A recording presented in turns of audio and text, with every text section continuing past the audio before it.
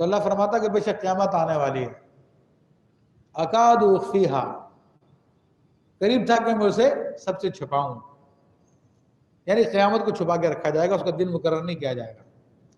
کیونکہ اگر قیامت کا بتا دیا جاتا تو پھر سب لوگ بے فکر ہو جاتے کہ ابھی تو بہت ٹائم ہے قیامت میں.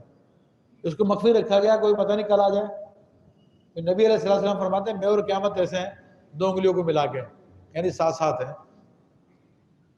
لِتُجْزَى كُلُّ نَفْسٍ بِمَا تَسْعَىٰ، تاکہ ہر جان اپنی کوشش کا بدلہ پائے. تو قیامت کا دن کیوں رکھا ہے؟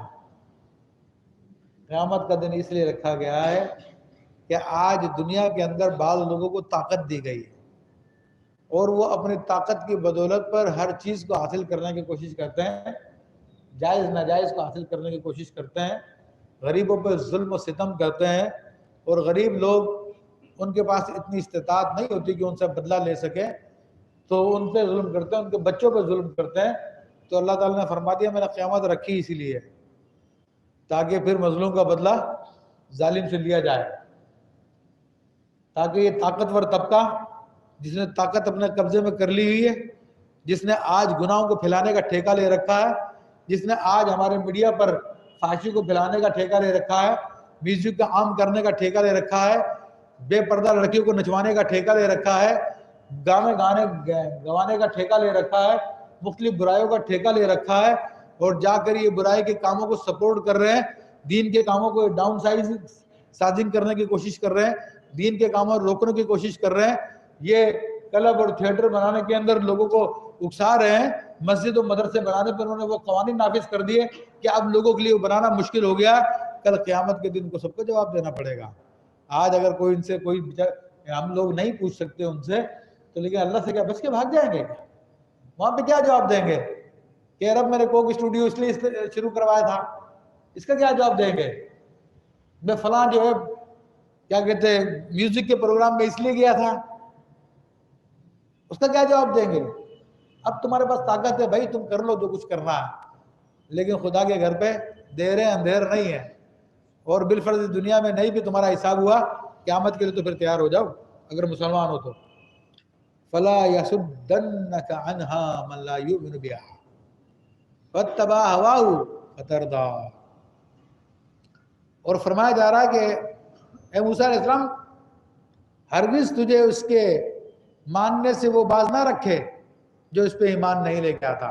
اب یہ بھی بتا دیا اللہ کے نبی کو نصیحت کی جا رہی ہے، وحی کی جا رہی ہے، لیکن ہمارے سبق ہے کہ یہ ہمارا جو اہل اختیار طبقہ ہے، یہ ہمارا جو طاقتور طبقہ ہے جس نے گناہوں کو پھیلانے کا ٹھیکہ لے رکھا ہے، برائیوں کو پھیلانے کا ٹھیکہ لے رکھا ہے، میوزک کو بے حیائی کو پھیلانے کا ٹھیکہ رکھا ہے، بغیر شرعی کاموں کو پھیلانے کا ٹھیکہ لے رکھا ہے. تو یہ تمہیں کہیں ایسا نہیں ہو کہ تمہیں جو قیامت پہ یقین کرنے سے روک دے. تو ان کے چکر میں آ کے تو یہ ممکن ہے تمہیں بھی کچھ دنیا دے دیں، تمہیں بھی کچھ مزے کرا دیں، تو ان کے چکر میں تم ایسا نہیں ہو کہ تم بھی قیامت کا عقیدہ بھول جاؤ اور الٹے سیدھے کام کرنے لگو. تو اللہ فرماتا ہے کہ تو پھر ہلاک ہو جاؤ گے. فتردا، جو اپنی خواہشات کی پیروی کرے گا تو پھر وہ ہلاک ہو جائے گا. فرمایا کہ وما تلک بیمینک یا موسیٰ، اے موسیٰ علیہ السلام آپ کے سیدھے ہاتھ میں کیا ہے، داہنے ہاتھ میں کیا ہے؟ تو میں نے ذکر کیا تھا موسیٰ علیہ السلام جو سفر میں تھے تو آپ کے ساتھ آپ کا عصا تھا، ایک بکری تھی. تو اب چونکہ جب اللہ تعالیٰ کا کلام ہوا تو سیدنا موسیٰ علیہ السلام پہ دہشت طاری ہو گئی، اور یہ طاری ہونا یہ اللہ کے جلال کے عین موافق ہے. خود سرکار دو عالم صلی اللہ علیہ وسلم پہ جب پہلی وحی نازل ہوئی تھی تو آپ علیہ السلام کے جسم اطہر پر بھی کب کب یہ طاری ہو گئی تھی، اور آپ اس حالت میں گھر تشریف لائے تھے. فرمایا زمبلونی زمبلونی، مجھ کو کمبل اڑاؤ، مجھ کو کمبل اڑاؤ. یہ رب کے جلال کا اثر ہوتا ہے. تو موسیٰ علیہ السلام پہ بھی جب رب کا جلال آیا سامنے تو آپ کے جسم میں بھی لرزہ طاری ہو گیا.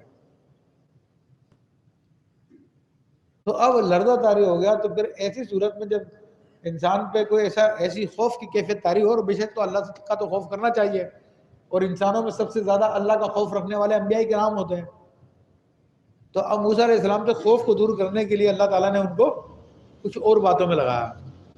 یہ اٹینشن کو ڈائیورٹ کرنا کہ وہ بندہ خوف میں مبتلا ہو جاتا آپ اس کی توجہ کو تبدیل کرا دیں تو اس کا خوف دور ہو جاتا.